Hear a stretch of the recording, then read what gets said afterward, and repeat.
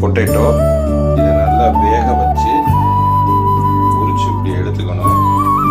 Baby potato பாருங்க, size பாருங்க. இந்த மாதிரி வேக வச்சு உரிச்சு வச்சுக்கணும். ஃபோக்ஸ் ஸ்பூன்ல சின்ன சின்னதாக இந்த மாதிரி ஹோல் போட்டுக்கணும். ஏன்னா அப்போ தான் வந்து அது எண்ணெயில் பொரிக்கிறதுக்கு நல்லா பொரிக்கணும்னு சொல்லி சொல்கிறாங்க. பாருங்க, இந்த மாதிரி ஸ்பூன்ல இந்த மாதிரி ஹோல்ஸ் இந்த மாதிரி எண்ணெயில் போட்டு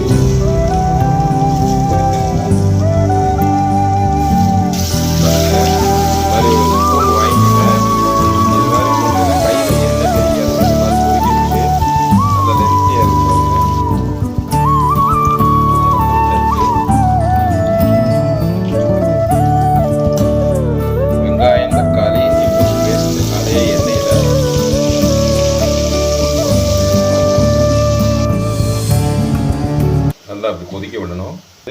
மஞ்சத்தூள், மல்லித்தூள், தனி மிளகாத்தூள், கொஞ்சம் மிளகு ஜீரக பொடி, தேவையான அளவு உப்பு. பார்த்தீங்களா, கிரேவி ரெடி ஆகிடுச்சு. நல்லா வதக்கிடணும் பச்சை வடை போகிற வரைக்கும். அது ஒன்றும் செய்ய முடியாது.